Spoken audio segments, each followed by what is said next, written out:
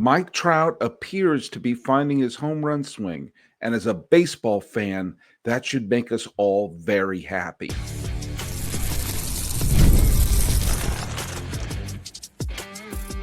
You are Locked On MLB, your daily MLB podcast, part of the Locked On Podcast Network, your team every day. Hello, baseball fans. Welcome to Locked On MLB, part of the Locked On Podcast Network, where it's your team every day. This is the daily podcast. We talk about all of Major League Baseball. I'm your host, Paul Francis Sullivan. Please call me Sully. Follow us at Locked On MLB Pods on Twitter or whatever they're calling it these days. And on Instagram, I am your pal Sully. I'm at Sully Baseball Podcast on Instagram. And also, the best way to get a hold of me is post something right here on the YouTubes. And you can find it on the comments at all times. Today's episode is brought to you by our good friends over at Gametime. Download the Gametime app, create an account, and use the code LOCKEDONMLB for $20 off your first purchase. Let's go through the trivia question for today. And I brought up the fact that there's we could see Aaron Judge winning back-to-back home run titles if he leads the league in home runs, and he's off to an absolutely phenomenal start right now. And I said, who was the first Yankee to lead the American League in home runs in back-to-back years? And I gave a little hint saying that he's better known for another piece of Yankee history, and John Cox picked up on the hint. Wally Pipp. Wally Pipp did it in with 12 home runs in 1916 and 9 home runs in 1917. I think Aaron Judge almost has those 9 home runs. Yes, there was a period of time where 12 home runs and 9 home runs did indeed lead the league. Useless Trucker, who was a frequent commenter. I'm actually going to read another comment he wrote, but he expounded on it and said, Wally Pipp considered to be one of the best power hitters of the dead ball era, and he's now best remembered as the man who lost his starting role as the Yankee first baseman to Lou Gehrig. And I want to bring that up. I brought this up a few years ago, and I'm bringing it up again. Wally Pipp, in our history as baseball fans, has had a bad rap.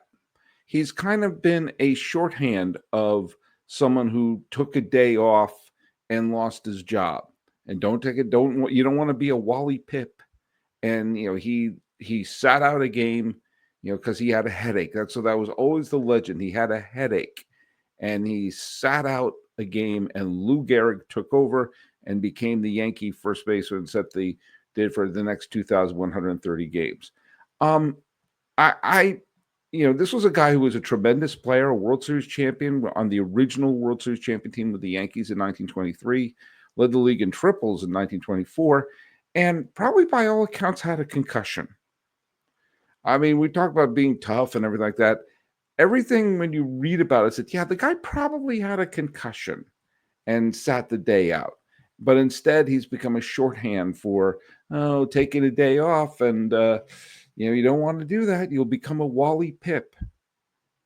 And Wally Pipp, who died in 1965, you deserve a better legacy. You were a home run hitter at a time when no one hit home runs. And you got to play alongside Ruth and all of them when they finally won a World Series for the Yankees. And they've won a few more since then.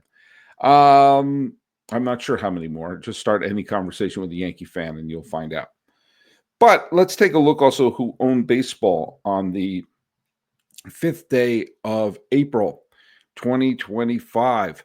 Trent Grisham, he did some home run. He hit 2 home runs for the Yankees.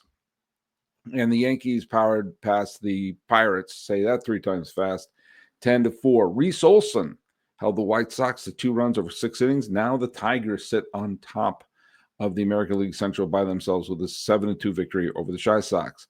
Matthew Boyd did not allow a run in 6 innings as the Cubs topped the San Diego Padres 7-1, and TJ Friedl led a Cincinnati uprising. All those games where they couldn't score a run, today they scored 11, and they needed them because it was a slugfest with the Milwaukee Brewers and a final score 11-7. Friedl went 3 for 3 with a home run. Half Wobbs went to Jose Altuve, went 3 for 5 with a home run, but the Astros lost to the Twins. Chris Bassett threw shutout ball into the seventh, striking out 9 Mets along the way over 6 2/3 innings. He didn't walk a batter, but the Blue Jays lost the game in the bottom of the ninth on a sac fly by Francisco Lindor. Cabrian Hayes got on base 3 times in the Pirates' 10-4 loss to the Yankees. And Aaron Nola pitched well. He pitched 6 innings, only allowed 3 runs. But the Phillies lost to the Dodgers 3-1, and now it is the rubber game in what I do think is going to be a preview of the National League Championship Series. I know it's really early, but it would not stun me if it was Los Angeles versus Philadelphia. I thought that's what it was going to be last year, too. The late game on Saturday night, just like the late game on Friday night, was in Anaheim. And once again, now it was a slugfest that went the Guardians' way on Friday with the 3 home runs by Jose Ramirez. But tonight it was Mike Trout, who was one of the big heroes for the Angels, along with, all right, I'm gonna go to baseballreference.com, the single greatest website in the history of the planet Earth, because I keep forgetting how to pronounce the name of the Angels starting pitcher. He sounds like a hockey player. The name is Jack. Am I pronouncing that right? Jack Kohanowitz. Jack Kohanowitz from Bryn Mawr, Pennsylvania. And he wound up getting the win, his first win of the year, over Bybee. And Bybee did not pitch particularly well. But Kohanowitz went 5 innings, was pretty good. And McDaniels and Anderson finished it up the rest of the way. But here's the nice thing if you're an Angels fan. Look at, there was some good production up and down the lineup. In fact, we got another message from Useless Trucker who said, will Paris of the Angels become a superstar? He's beyond amazing in 2025 and almost supernatural. Okay, let's pump the brakes a little bit, but he is, yes. The Angels have Kyron Paris, who is really, he's come in. He's got on base again today. He's batting .429 with an OPS of 1.342. He's a second baseman for the Angels. And maybe a player like that can spark Mr. Trout, because we're starting to see production from Mr. Trout. Mr. Trout got off to a brutal start, a really rotten start. And now he's starting to heat up a little bit. He's homered in 3 straight games. And he hits those beautiful home runs to straightaway center. I love watching a Trout home run. They made him the DH today as they had an outfield of Ward. They had Jorge Soler playing in right field. Adele is in center field. By the way, Tim Anderson. Yeah, that Tim Anderson was the shortstop today. And not only that, but he went 2 for 4. He drove in a pair of runs. Got a double for his troubles. A guy who was an MVP candidate not that long ago is now in the lineup. And, who knows? Maybe a combination of the Parises of the world, who's, young, exciting player, and the Solers and the Tim Andersons who have had, nice careers and have ups and downs and could find a new charge. And, of course, Trout. The fact of the matter is the Angels are starting to play a little bit better. They had that horrific first game where they got the doors blown off the dump by the Chicago White Sox. But they've dusted themselves off, and they've won 5 of their next 7 games. And that included the 3 home run loss to Cleveland the other day.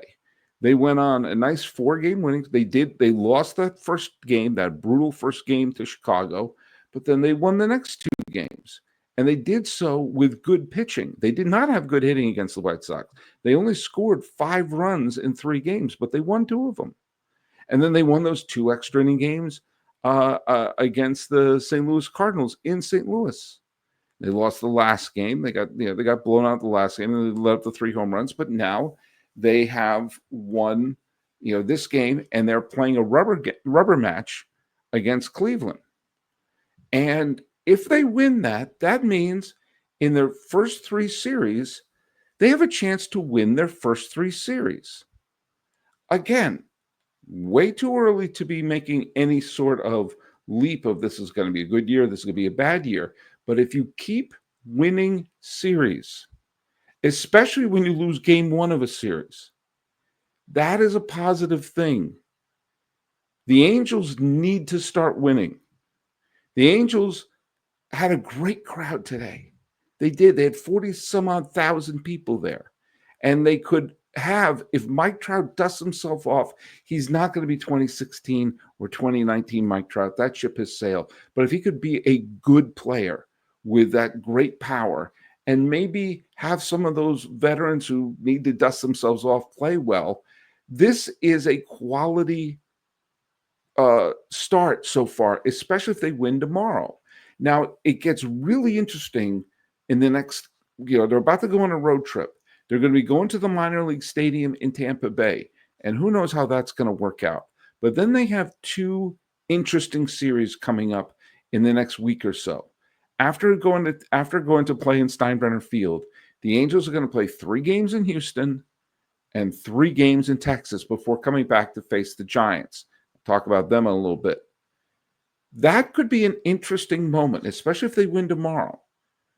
If they win their first 3 series and they hold their own against Tampa, those head-to-head games against Houston and against Texas, whether it's in early April or late September, are important because those are the head-to-head games that if you win those games now, you're not scrambling to get them later. And for the Angels, for teams like the Angels, for teams like the Blue Jays, for teams like the Rays, for teams like the Red Sox, who had disappointing seasons the last bunch of years, it's important to get out of the gate quickly to turn things around. And having a Mike Trout starting to hit home runs, that's not a bad thing. That's something that could really, that's like almost like making a trade. But the fact of the matter is, if the Angels win tomorrow and hold their own, this could be an interesting thing for baseball. And having Mike Trout back in the limelight for Major League Baseball, I'm telling you, that is a very good thing because he should be the face of baseball. And sadly, he has 3 more postseason games than I do. He's no longer going to be the elite player. That ship has sailed. But that doesn't mean we can't root for him and see the best player of the last decade maybe play games that are meaningful in this one. All right, let's hear from our good friends over at, here it is, I got my bag right here, of Just Ingredients. When it comes to fueling your body, quality matters. That's why Just Ingredients is changing the game with clean, high-quality products designed to support better health and peak performance. Just Ingredients offers an NSF-certified line of protein powder, electrolytes, pre-workout, and creatine, all rigorously tested to ensure they're free from substances banned by major athletic organizations. Just Ingredients has also partnered with 2-time MVP Bryce Harper, who trusts their NSF-certified sports line to fuel his training and recovery. I love that Just Ingredients prioritizes wholesome, nourishing ingredients without the artificial junk.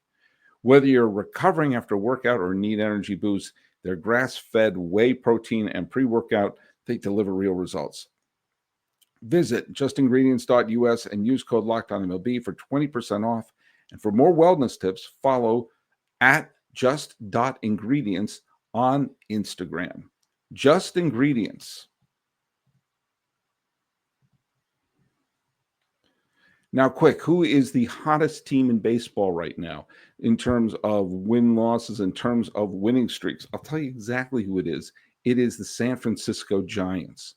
Now, the Padres lost, and the Dodgers got back off the mat, and they wound up winning that game against the Philadelphia Phillies. But the Giants are also a team that have only 1 loss.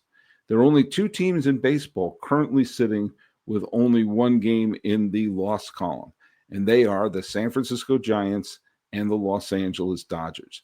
And Robbie Ray, remember him? Robbie Ray pitched well for San Francisco. and against his old team, the Mariners. He pitched well. He pitched 6 innings, and he allowed 1 earned run. It was on a homer, solo shot. And Lee continues his hitting streak. He's been torrid. He had a pair of doubles today, added another hit for good measure. Flores went 2 for 4.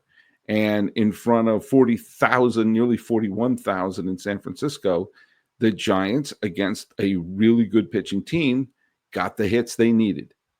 Miller wasn't great today. He let up a lot of base runners and 4 runs in less than 6 innings. The Mariners bullpen, not great. I mean, Thornton pitched badly, and next thing you know, the Giants piled up a 4-1 victory. And again, I'm going to put the Giants kind of in the same standing as the Angels, as a team that needed to jump out of the gate fast. Because remember, since winning the wild card game in 2016 and giving the Cubs the run for their money in the 2016 division series, the Giants have really only contended 1 year. The year they won 107 games and won the division. And boy, oh boy, is that looking more and more like a fluke every day. And so after a bunch of really nondescript, non-contending season, the Giants jumping out of the gate fast, that's an important thing. That's an important thing because it gives the franchise a little bit of a boost. You're starting to feel that with the Angels here in Southern California. I'm going up to Northern California for a couple of days, and maybe you'll start seeing that it has that boost there as well. Now, the Reds finally had that moment of explosion today. And you know what? I can't sit here and say I'm a huge Cincinnati Red fan, but this was getting ridiculous. All those 1-run losses, all those 1-0 games they blew. And today it's like the offense was just angry and exploded. And they, Lux doubled home a run in the first. So it was like, okay, they are not going to have another 1-0 loss. And then Dunn homered, and then Friedel homered. And next thing you know, the Reds just went on a rampage. And they scored 11 runs. After all those innings where they couldn't score. They didn't score an earned run for the last 4 games. And today, Friedel goes 4 for 5, and Espinal went 2 for 4. And they actually needed all of it because their pitching wasn't great. And this was an instance where the Reds got the win because they slugged their way to them. And I'm sure some of the other pitchers have been looking back on the Hunter Greens and everyone going like, hey, about those 11 runs, couldn't you have given me, 2 of them? But they got off the schneid. They dust themselves off, and they got the win. And I can't claim I'm a Reds fan, but the Reds are a great traditional franchise, and I think a sleeping giant of a fan base. If the Reds can somehow continue to put a good product in the field and make that consistent, you can have Cincinnati and Columbus and Louisville and a lot of these cities in Southern Ohio and in Kentucky. The tentacles of Reds fandom should extend pretty far, and they play in a fabulous stadium right on the river. This should be a destination type, stadium and team to follow. And they got Terry Francona, and I've made the point when I picked the Reds to win the division, I did not feel that Terry Francona was going to come back out of retirement for a rebuilding process. So, okay, Reds not off to the great start. They lost all those 1-run games, but you can look up and you say, hey, Nick Lodolo has pitched well. Hunter Green has pitched well. Brady Singer has pitched well. Carson Spires has pitched well. Emilio Pagan has pitched well. Brent Suter and Scott Barlow, they've pitched well. Graham Ashcraft has pitched well. So if you have some pitchers who are starting to, who are pitching well for them, you just need those bats to wake up, because right now, going into yesterday's game, they slashed 192 batting average, 253 on base, and a slugging of 302. That's not good. That's a 555 OPS. But who knows? Maybe they'll dust themselves off, and maybe they're finding their swing right now. I make my point. If they miss the playoffs by a couple of games, you're going to look back at those 1-0 games and smack your head if you're Jeff Carr and everyone else who are big Reds fans. But do you know what? Today was a good sign. Today was a good sign that the Reds, maybe they have their bats going, and maybe they can, I don't know, heaven forbid, coincide the time when you have a good pitching performance and a good hitting performance, because right now those are not linked up. Hey, I can tell you there's nothing better than catching a Major League Baseball game live. The crack of the bat, I just love the smell of the grass and the feeling of being there. And I just got my tickets for my first Major League game of this year. It's in a minor league park. That's right. I'm going to see the Sacramento A's play. Where did I get my tickets? I got them through Gametime with last-minute deals and all-in prices and a lowest price guarantee. Gametime takes the stress out of buying baseball tickets. Plus, tickets prices drop as Gametime gets closer, meaning you can score an incredible deal. And if you're trying to get tickets in Sacramento, well, maybe you can wait right to the final moment, because it looks like there may be some decent tickets available. And you can tell people, yeah, I saw an A's game in Sacktown, stumbled over that, and we're doing it live. You know what? You can make the best deals on there. It filters out the fluff, and you can find the highlights for the top discounts in the stadium. And I love that I can preview my exact seat before purchasing, so no bad surprises when I get to the stadium. Take the guesswork out of buying tickets with Gametime. Download the Gametime app and create an account, and use code LOCKEDONMLB for $20 off your first purchase. Terms apply. Again, create an account and redeem the code LOCKEDONMLB for $20 off. Download Gametime today. Last-minute tickets, lowest prices guaranteed. There was a flurry of snow the other day when Sacramento was playing Colorado, and there was no snow today. There was a triple play. I thought it was pretty cool. They got a triple play today, the Colorado Rockies. They didn't get a win. They did not get a win. The A's wound up winning the game. Miller, once again, shut them down. The Rocks had a 3-0 lead, but the A's and Sears, they came back. They came back, and there was some, Jacob Wilson continues to, be solid, and you had Brent Rooker. He got a home run. Butler went 3 for 4. Wilson drove in a pair of runs. Langoliers drove in a pair of runs, got on base 3 times. Sears pitched into the 7th, allowing 3 runs, which in Coors Field is saying something. Miller struck out the last couple of batters. And the Rockies are right now 1-7. And that's bad.